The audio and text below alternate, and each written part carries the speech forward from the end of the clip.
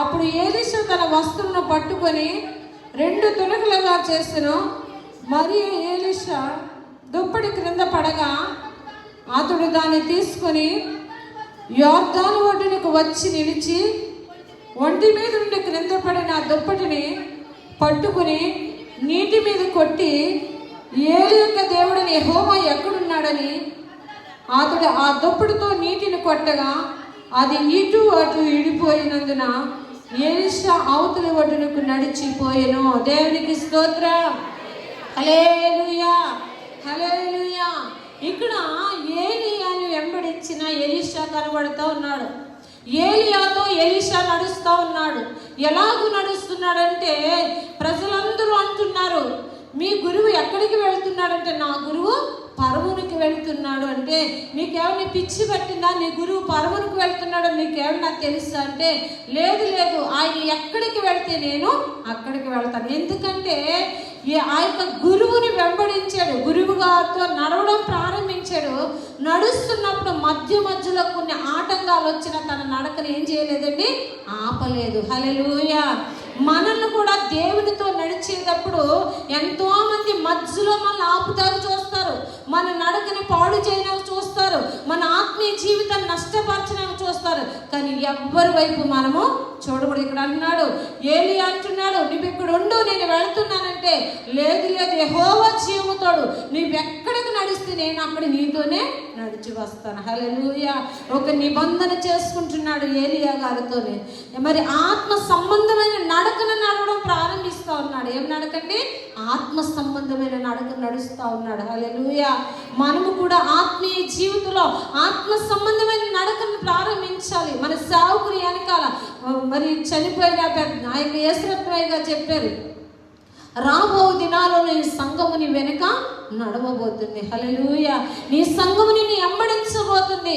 అనేక అద్భుతమైన కార్యాలు, ఆశ్చర్యమైన కార్యాలు జరుగుతాయంటే నిజంగా మరి మన సభల్లో ఎంతో మంది సంతోషించారు. అన్యజనులు, నేను బయటకు వెళ్ళి ప్రార్థన చేయడానికి వెళ్తే చాలా మంది అన్యజనులు, అమ్మ మీ సంఘము చాలా బాగా కష్టపడి పనిచేశారు, పాస్టర్ గారు బయటికి రాకపోయినా పాస్టర్ గారు లేని లోటు లేకుండా చూపించేవారు. అందరినీ కూడా నిజంగా ప్రేమించి, ఎవరిని ఎలా ప్రేమించాలో, ఎవరిని ఎలాగ ఎక్కడ కూర్చోబెట్టాలో అన్ని రీతులు కూడా సంఘం చాలా కష్టపడింది. నిజంగా సంఘము కష్టపడతాం, మేము కన్నులారా చూసాము, దేవుణ్ణి గణపరిచారు. హల్లెలూయా, హల్లెలూయా, హల్లెలూయా.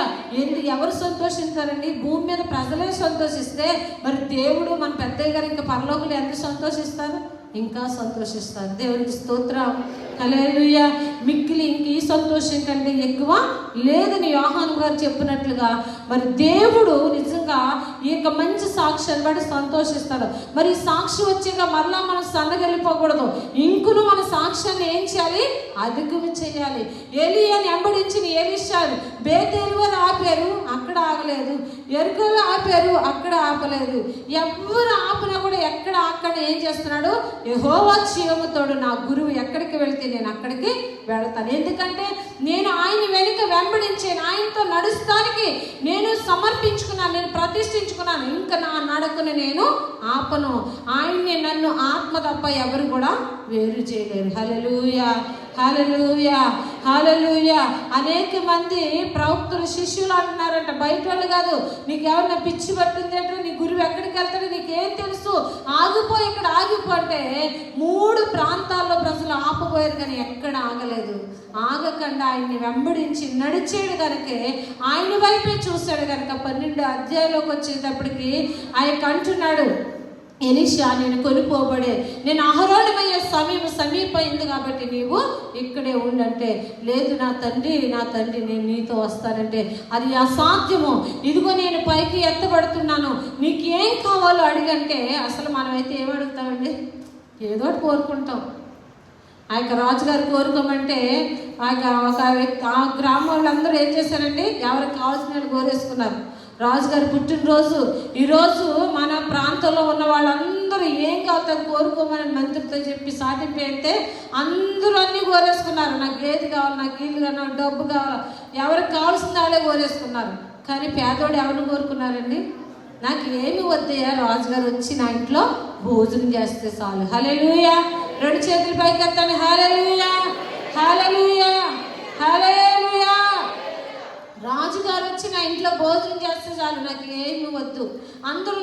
అన్నారంటే ఏంటంటే నీకన్నా పిచ్చేది, అందరూ కొంత కొంత ఉన్న వాళ్ళమే డబ్బు ఏదో ఒకటి కోరుకున్నాం కదా, చక్కగా మీకు ఇచ్చాడు, రాజు వచ్చి భోజనం చేస్తే నీకు వచ్చి తప్ప నీకు ఏం మిగులుతుంది, రాజుగారి భోజనాన్ని పిలిచేవేంటంటే లేదు రాజుగారు వచ్చి నా ఇంట్లో భోజనం చేస్తే చాలు. హల్లెలూయా.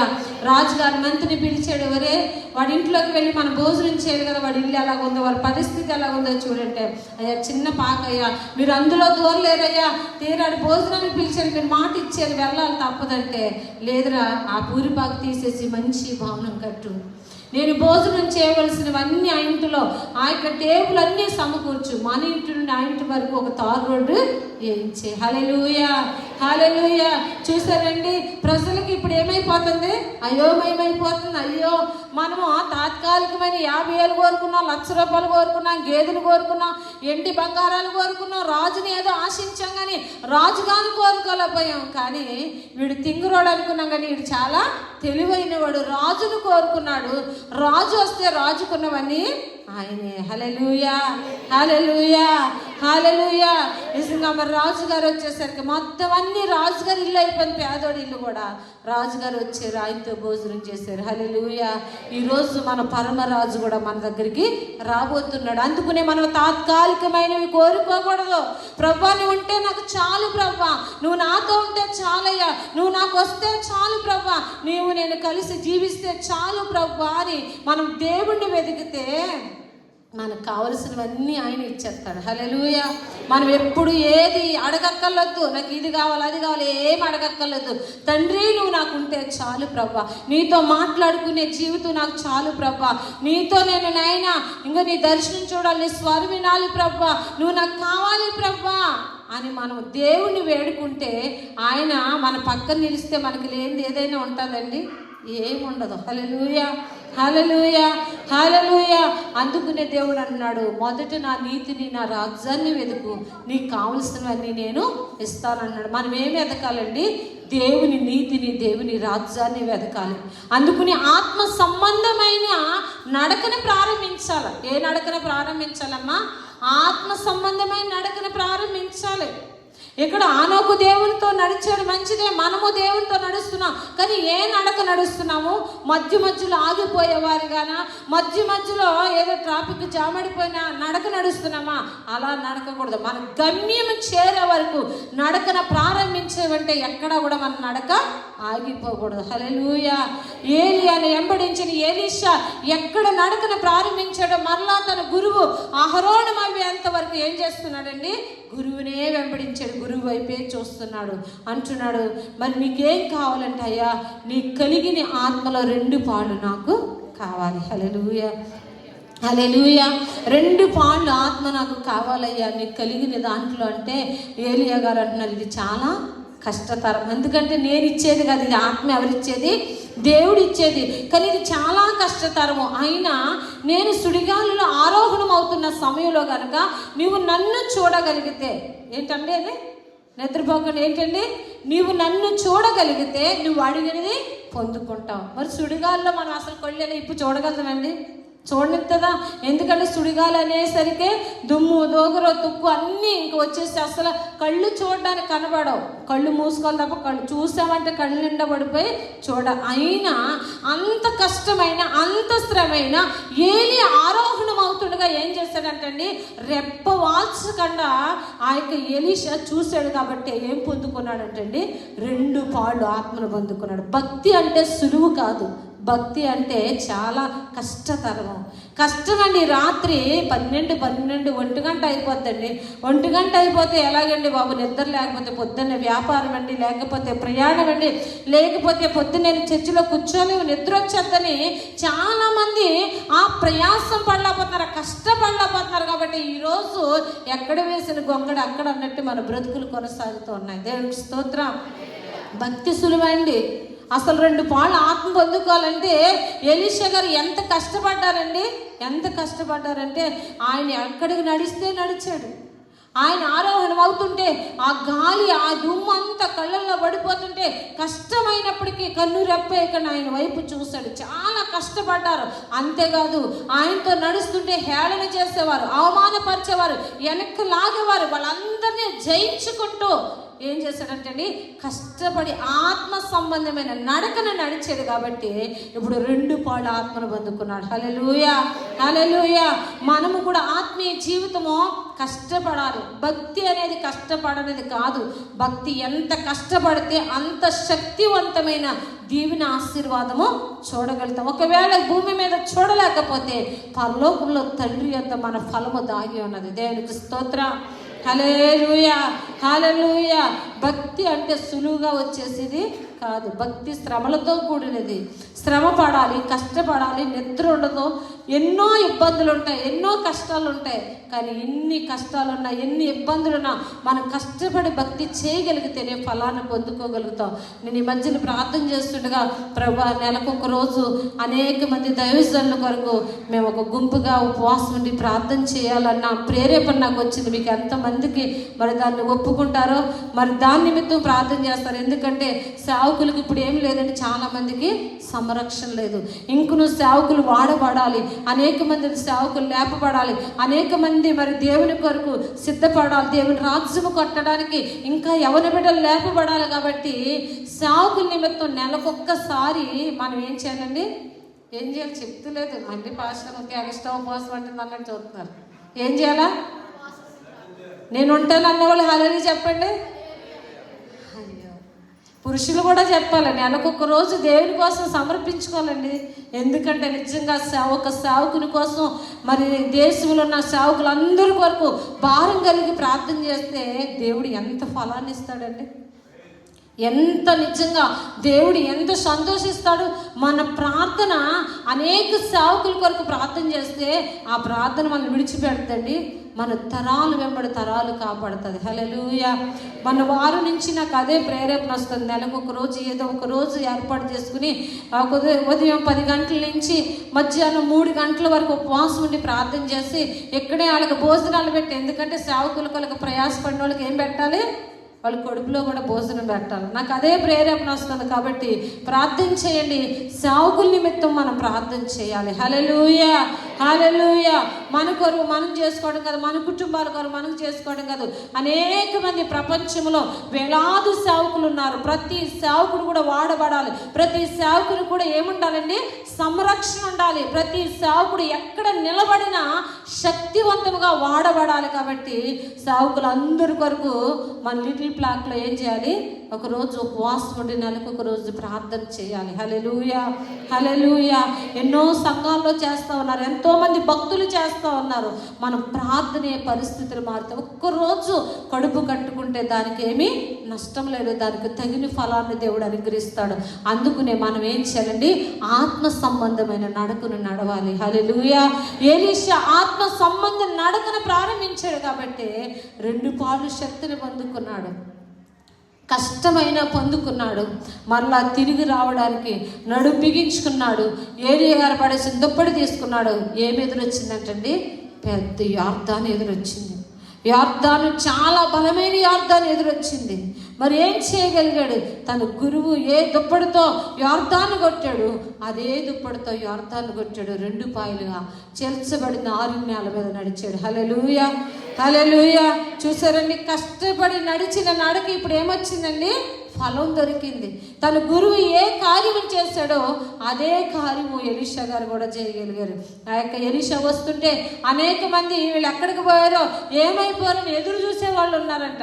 వాళ్ళు అడుగుతూ ఉన్నారు, నీ గురువు ఏంటంటే, నా గురువు పరమునికి వెళ్ళిపోయాడంటే, లేదు లేదు ఏ అడవిలో ఏడారిలో చిక్కుబడిపోయాడు, మేము వెతుకుతామంటే, వద్దు ఆయన కొనుక్కోబడ్డాడంటే, లేదు వెతుకుతామని ఏం చేశారంటే కొంతమంది అనుమానాస్పదలు ఎదకడానికి వెళ్ళారు. కానీ కనబడ్డారండి. ఆయన ఎక్కడికి వెళ్ళిపోయారు, కొనుక్కోబడ్డారు. హల్లెలూయా, హల్లెలూయా, హల్లెలూయా. ఆనోకు కొనుక్కోబడ్డాడు దేవుని దగ్గరికి, ఏలియా కూడా కొనుక్కోబడ్డారు. ఎందుకని, వారు దేవునితో నడిచిన వారు కాబట్టి. ప్రియులారా, మనము కూడా దేవునితో నడిస్తే మనము కూడా ఎక్కడికి వెళ్ళిపోతామో, దేవునితో వెళ్ళిపోతాం. హల్లెలూయా, హల్లెలూయా. మన నడక ఎవరితో ఉండాలండి, దేవునితోనే ఉండాలి, పరిశుద్ధులతోనే ఉండాలి. మన వెనక్కి లాగే వారితో కానీ, అనుమానాస్పదులతో కానీ, అవిశ్వాసంతో కానీ, అపరిశుద్ధులతో కానీ మనం ఉండకూడదు. మనకు తెలుస్తుంది ఇది పరిశుద్ధత అని గ్రహింపు ఎప్పుడు వస్తుందంటే దేవుని శక్తి మనలో ఉంటే పరిశుద్ధత వస్తుంది. అందుకునే ప్రయాసపడాలి. చూడండి, మత్తయి సువార్త 25వ అధ్యాయము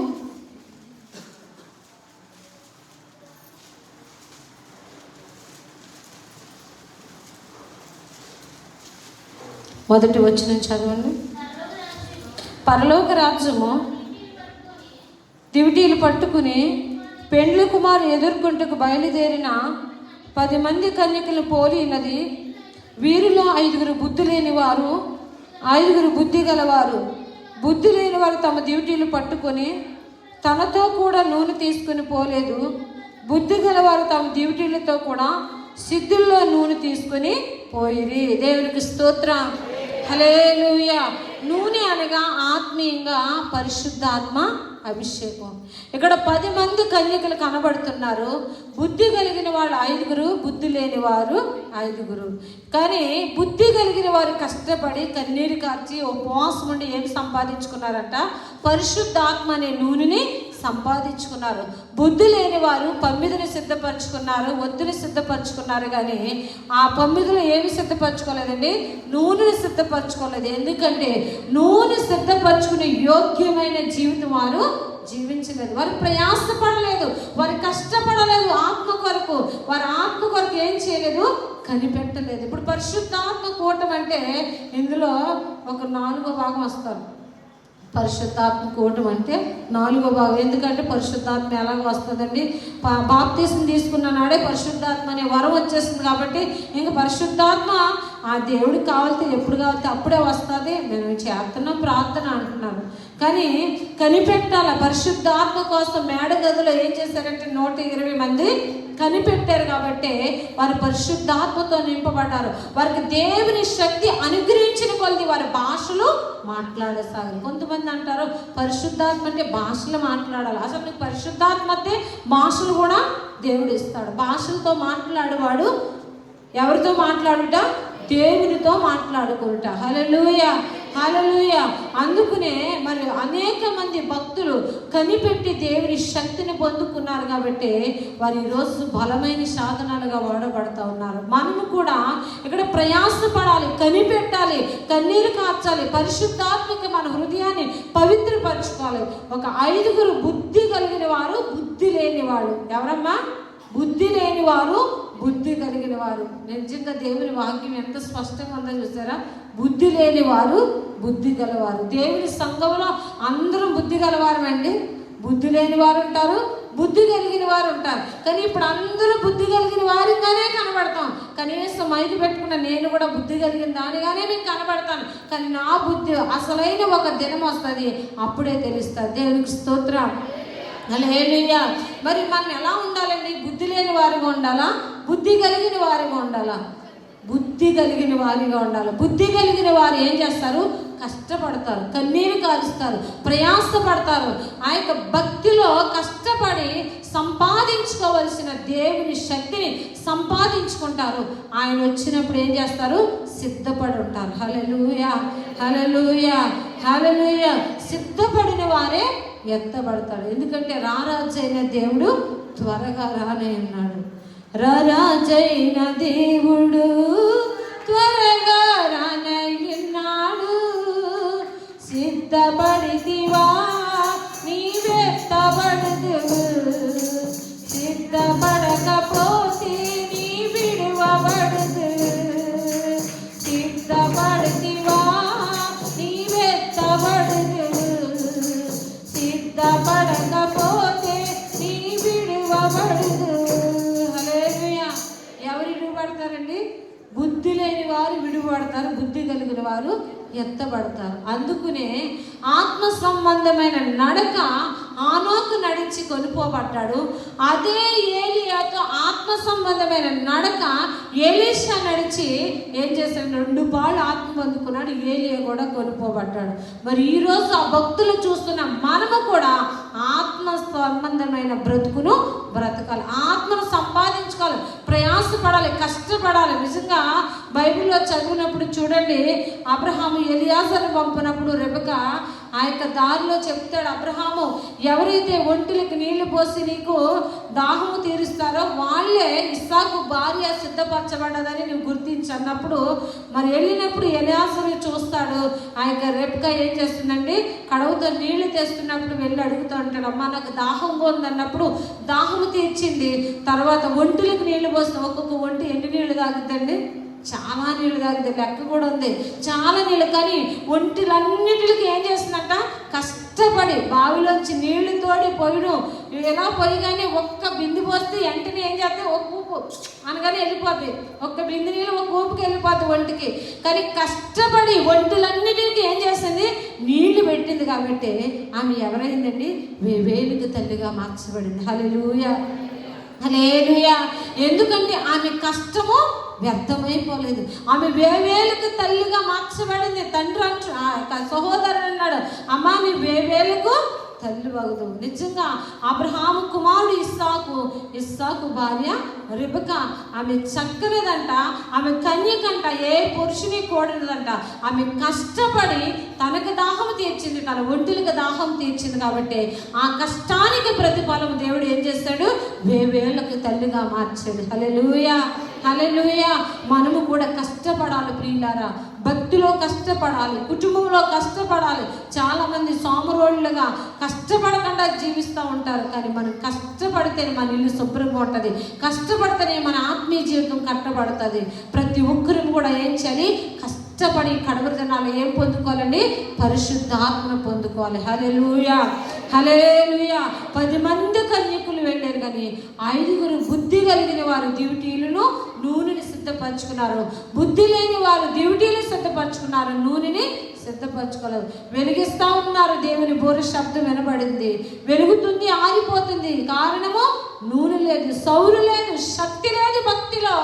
అందుకు నా దీపం ఏమైపోతుంది, ఆరిపోతుంది.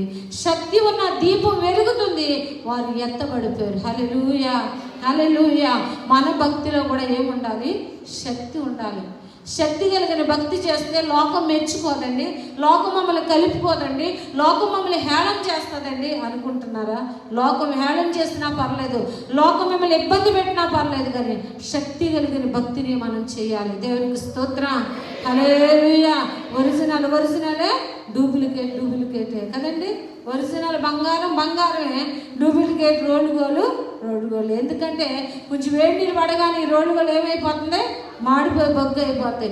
ఎంత వేడి నీళ్ళు పోయి బంగారమే. నీ భక్తి కూడా ఎలా ఉండాలి, స్వచ్ఛ సువర్ణమైన బంగారముగా ఉంటే కనుక ఒక దినాన్ని నువ్వు బుద్ధి గల కన్యకగా ఎత్తబడతావు. హల్లెలూయా, హల్లెలూయా.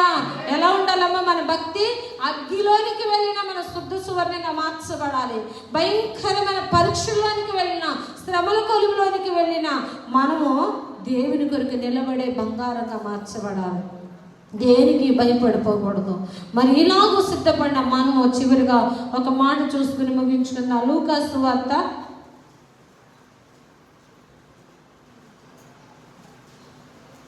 21వ అధ్యాయము 34వ వచనం చదవండి.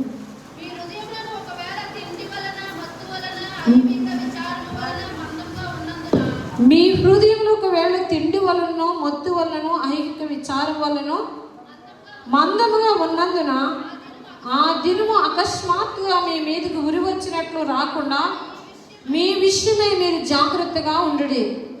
ఆ దినము భూమి అంతటా నివసించే వారందరి మీదకి అకస్మాత్తుగా వచ్చును. కాబట్టి మీరు జరగబో వీటి నెలను తప్పించుకొని మనుష్య కుమారుని ఎదుట నిలబడుటకు శక్తి గల వారినగినట్లు ఎల్లప్పుడూ ప్రార్థన చేయొచ్చు, మెలకుగా ఉండుడని చెప్పెను. దేవునికి స్తోత్రం, హల్లెలూయా. ఒకవేళ తిండి వలన మొత్తు వలన ఐహిక విచారములు మందంగా ఉన్నందున ఆ దినము అకస్మాత్తుగా మీ మీదకి ఉరి వచ్చినట్లు రాకుండా మీ విషయమై మీరు ఎలా ఉండాలి? జాగ్రత్తగా ఉండాలి. ఆ దినము భూమి అంతటి నివసించే వారందరి మీదకి అకస్మాత్తుగా వచ్చింది కాబట్టి మీరు జరుగుబో వీటెల్లను తప్పించుకొని మనిషి కుమారు ఎదుట నిలబడుటకు శక్తి గల వారొకటకు మనం ఏం చేయాలి? మెలుగు కలిగి ఉండాలి. హల్లెలూయా, హల్లెలూయా. మనం నిదట్లో కూడా ఎలా ఉండాలండి? మెలుగు కలిగి ఉండాలి. నిదట్లో కూడా మనం ఏం చేయాలి? ప్రార్థన చేయాలి. నిద్రవుతాం అనుకుంటాం, అంటే నిద్ర అవుతుందని చెప్తలేదు. నిదట్లో కూడా ప్రార్థన చేయాలి. నిదట్లో కూడా దేవుని శక్తిని పొందుకోవాలి. నిదట్లో కూడా దేవునితో అన్ని భాషలతో మాట్లాడుకోవాలి. హల్లెలూయా, హల్లెలూయా, హల్లెలూయా. మనం నిద్రే, కానీ నిద్రలో కూడా మనకు ఆత్మీయ మెలుగు ఉండాలి. ఎందుకంటే అందరి మీదకి వచ్చినట్టు అకస్మాత్తుగా ఉరి వచ్చినట్లు వస్తుందంట. ఈ జరగబోయే అన్నిటిని తప్పించుకోవాలంటే మనిషి కుమారు ఎదుట శక్తి గల వారిగా నిలబడాలంటే మనలో ఏముండాలండి? మెలుగు ఉండాలి. హల్లెలూయా, హల్లెలూయా. శక్తి కలిగి వారిగా ఆయన ఎదుట నిలబడాలి. చూడండి, అయస్కాంతం ఎంత చేసుకపోరలో ఉన్నా ఆ యొక్క ఇనుముని ఏం చేస్తుంది? ఆకర్షించుకుంటుంది. చిన్నప్పుడు మనం ఏం చేస్తాము? ఆ ఇసుకలు వేసి ఆ అయస్కాంతం వెళ్ళ తిప్పితే దాని నిండా ఏమొస్తుందండి? ఇనుపు పొరలు వచ్చేస్తాయి. ఎందుకని? అయస్కాంతం ఆకర్షించుకుంటుంది. అలాగే మన ప్రభువుని యేసుక్రీస్తు వారు ఆయన మధ్యాకాశంలోంచి బోర శబ్దం వినబడగా ఆయన ఎదుట నిలబడగలిగే శక్తి మనకి ఎప్పుడు వస్తుందంటే మనలో పరిశుద్ధాత్మ ఉంటేనే. దేవునికి స్తోత్రం. పరిశుద్ధాత్మ అనగా ఎవరి మీదకి వస్తుందండి? పరిశుద్ధమైన జీవితాన్ని జీవించాలి. పరిశుద్ధాత్మ పొందుకున్నాక కూడా అశ్రద్ధగా అజాగ్రత్తగా ఉంటే మనలోంచి వెళ్ళిపోయి ఏమొస్తుంది? దురాత్మ వస్తుంది. మనందరికీ తెలుసు కదా, పరిశుద్ధాత్మ వెళ్ళిపోయి దురాత్మ వస్తుంది. ఎందుకంటే ఇశ్రాయేలు మీద మొట్టమొదటి రాజు ఎవరండి? సౌలు గారు. సౌలు గారిని రాజుగా ఏర్పాటు చేసుకున్న తర్వాత ఫిలిష్తీయుల మీద జయం పొందగలని పరిస్థితుల్లో దావీదు దేవుడు ఏం చేశాడు? ఆ యొక్క ఫిలిష్తీయులు ఆ యొక్క జీవము గల దేవుని దూషిస్తుంటే ఆ యొక్క దావీదుకి బాధోసి ఈ యొక్క జీవము గల దేవుని దూషించడానికి సున్నతి లేని ఫిలిష్తీయుడు ఏ పాటి వాడు? నేను వెళ్తానని జీవము గల దేవుని పేరట వెళ్ళి ఆ గొల్యాతును హతమార్చి ఆ శిరస్సును ఖండించి తీసుకొస్తుంటే స్త్రీలు గాన ప్రతిగారాన్ని పాడారంట. సౌలుకి 1000 కొలది, దావీదుకి 10,000 కొలది అనగానే ఆయనలో ఏమొచ్చింది? విశ్రూప చూపు వచ్చిందంట. చిన్నవాడైనా చక్కగా గొల్యాతును కోల్చగలిగాడు. ఇలాంటి చక్కని వాడు నా రాజ్యంలో ఉండటం మంచిదని యోచించవలసిన సౌలు ఏం చేశాడంట? విషపు చూపు నిలిపాడంట. ఇప్పుడే నాకు 1000 కొలది, ఆయనకు 10,000 కొలది అంటే రానున్న దినాల్లో ఇంకా భయంకరంగా మారిపోద్దని విషపు చూపు నిలిపి నాటి నుండి నేటి వరకు ఏం చేయాలనుకుంటున్నాడు? దావీదుని చంపాలనుకుంటున్నాడు. నిజంగా పరిశుద్ధాత్మ ఉంటే చంపాలనుకుంటాడండి. ఎప్పుడైతే విషపు చూపు చూపాడో ఆయనలో ఉన్న పరిశుద్ధాత్మ వెళ్ళిపోయి ఏమొచ్చేసింది? దురాత్మ వచ్చేసింది. దురాత్మ వచ్చిన కానించి తనలో ఏం చేస్తుంది? ఆ యొక్క దావీదుకి హాని చేయాలి, దావీదుని చంపాలి, దావీదుని లేకుండా చేయాలి, దావీదుని ఎలాగైనా నాశనం చేయాలి, దావీదుని ఎలాగైనా చంపేయాలని దుష్ట బుద్ధి కలిగి ఏం చేస్తున్నాడు? దావీదుని తరుగుతా ఉన్నాడు. హల్లెలూయా, హల్లెలూయా.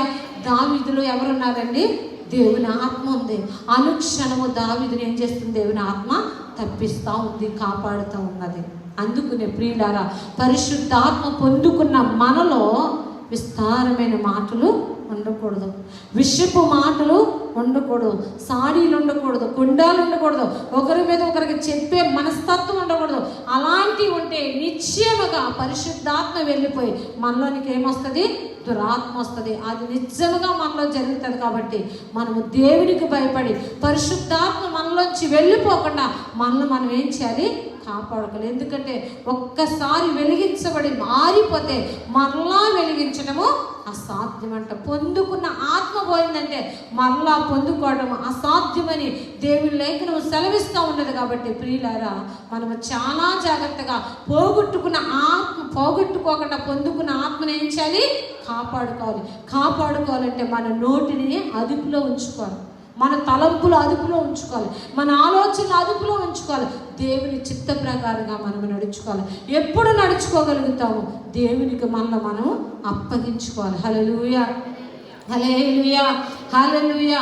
ఆయన ప్రత్యక్షమైనప్పుడు ఆయన ఎదుట నిలబడే శక్తి గలగా ఎలా ఉండాలంటే అండి? శక్తి కలిగిన మనుషులుగా ఆయన ఎదుట నిలబడాలి. శక్తిహీనులుగా కాదు. శరీరం శక్తిహీనమే, కానీ ఆత్మ శక్తివంతమైనది. ఆత్మతో దేవుని ఎదుట నిలబడగలిగితే హానోకు ఏలి ఎలాగో కొనుక్కోబడ్డారో నీవు నేను కూడా కొనుక్కోబడగలుగుతాం. హల్లెలూయా, హల్లెలూయా. కొనుక్కోబడాలంటే బుద్ధి కలగ కన్యకల వలె మనం ఏం సంపాదించుకోవాలి? కష్టపడి కన్నీరు కాచి ఉపవాసం ఉండి ప్రార్థన చేసి పరిశుద్ధాత్మను సంపాదించుకోవాలి. హల్లెలూయా. గత దినాల్లో పెద్దగా చెప్పేవారు, పరిశుద్ధాత్మ కావాలంటే ఇప్పుడులాగా టైల్స్ సాములు కాదండి, ఒట్టిగడ్డలేసి కోటాలు పెడితే పరిశుద్ధాత్మ కావాలన్న వాళ్ళు ఆ ఒట్టిగడ్డలోనే పడి దొరుకుతూ ఉండేవారంట, ఏడుస్తూ ఉండేవారంట. ఆ దర్శనం చూసే వరకు, ఆ స్వరం వినే వరకు, ఆత్మ వచ్చే వరకు బందిలు ఇప్పుకుండేవారంట. కానీ ఇప్పుకున్న వాడి వైపు చూసేవారు కదంట. ఆ ఒట్టుగట్లో పడి, దేవా నాతో మాట్లాడయ్యా, నేను ఈ సభలకు వచ్చాను, నీ దర్శనం పొందుకోవాలి, నీ స్వరం వినాలి, నీ అభిషేకం పొందుకోవాలి, నేను ఒట్టిగా ఇంటికి వెళ్ళనయ్యా వెళ్ళనయ్యా అని ఏం చేసేవారంట? ఆయన పాదాలు పట్టుకుని ఏడ్చి ఏడ్చి పొందుకుని తిరిగి వెళ్ళేవారంట. దేవునికి స్తోత్రం. అందుకునేవారు, శక్తివంతులుగా నిలబడేవారు. ఈరోజు మనకి ఎన్ని సదుపాయాలున్నా మనం ఏం చేస్తున్నామండి? అసలు ప్రార్థన చేయడానికి ఇష్టపడలేకపోతున్నాం. ప్రార్థన అంటే చాలామంది చూస్తూ ఉంటారు, ఏవేవో చేస్తూ ఉంటారు, ఎక్కడికో వెళ్తూ ఉంటారు, బయట తిరుగుతూ ఉంటారు. ప్రార్థన అన్నప్పుడు అసలు మనం చూడకూడదు. దేవునితో సంభాషించాలి, దేవునితో తనువు తీరా మాట్లాడుకోవాలా, దేవునితో ముఖాముఖిగా మాట్లాడుకోవాలా. అలా మాట్లాడుకున్నట్టులో దేవుడు మనతో మాట్లాడతాడు. హల్లెలూయా, హల్లెలూయా. సమూయేలు ఏం చేస్తున్నాడంటే బలిపీఠం దగ్గర ఉండి ఏలియా పెదవులు కనిపెడతా ఉన్నాడు. ఎప్పుడు ఆయన నన్ను పిలుస్తాడో, ఎప్పుడు నేను ఆయన దగ్గరికి వెళ్ళాలని ఏలియా పెదవులు కనిపెడతా ఉన్నాడు. కండ్లు మూసుకుని ప్రార్థన చేసుకున్నాడు బలిపీఠం దగ్గర. ఏలియా పెదవులపై ఏం పెట్టాడండి? చెవులు పెట్టాడు. ఆయన పిలిస్తే నేను వెళ్ళాలని ప్రార్థన చేసుకుంటున్నాడు. కానీ అదే సమూయేలు ఎదుటి ఏలియా కుమారులు ఏం చేస్తున్నారు? గందరగోళం చేస్తూ ఉన్నారు, చెడ్డ పనులు చేస్తున్నారు. కానీ వారిని చూడలేదు, కానీ దేవుడిని చూశాడు, ఏలియా పెదవులు చూశాడు. అందుకునే సమూయేలుని దేవుడు దర్శించాడు. హల్లెలూయా. ఎలాంటి సమయంలో దేవుడు దర్శించాడండి? ఆ కాలంలో దేవుడు దర్శించడం అరుదు, అంటే చాలా తక్కువ. అందరితో దేవుడు మాట్లాడేవాడు కాదు. అలాంటి సమయంలో బాలుడైన సమూయేలుతో సమూయేలు సమూయేలు సమూయేలుని 3 సార్లు పిలిచి సమూయేలుకు జరగబోయే భవిష్యత్తు విషయాలన్నింటినీ బయలుపరిచాడు. హల్లెలూయా, హల్లెలూయా. ప్రియులారా, ఈరోజు మన బ్రతుకుల్లో, మన జీవితాల్లో కూడా అట్టి మరి కార్యాలు జరగాలి. దేవుడు మనతో మాట్లాడాలి, దేవుడు మన దర్శించాలి, దేవుని స్వరం వినాలంటే మనము దేవుని దగ్గర ఏం చేయాలి? దేవుని వైపే చూడాలి, దేవునితోనే నడవాలి.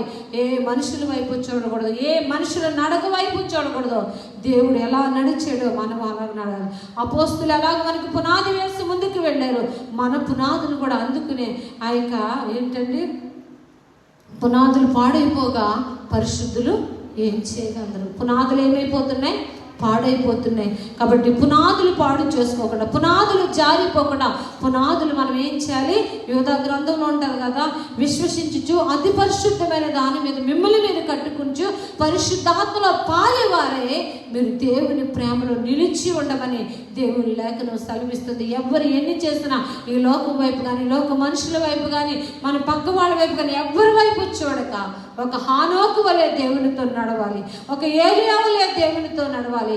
ఎలీషా వలె ఏలియా గారిని వెంబడించినట్లు మనము మన సేవకుని వెంబడించి దేవుని శక్తిని పొందుకుని ఆయన ఎదుట శక్తి కలిగిన వారిగా నిలబడి ఆయన రాకుడి కొరకు సిద్ధపడదాం. దేవుడి కొద్ది మాటలో తన వినుకుల్లో దీవించిన గాక. ఆమేన్.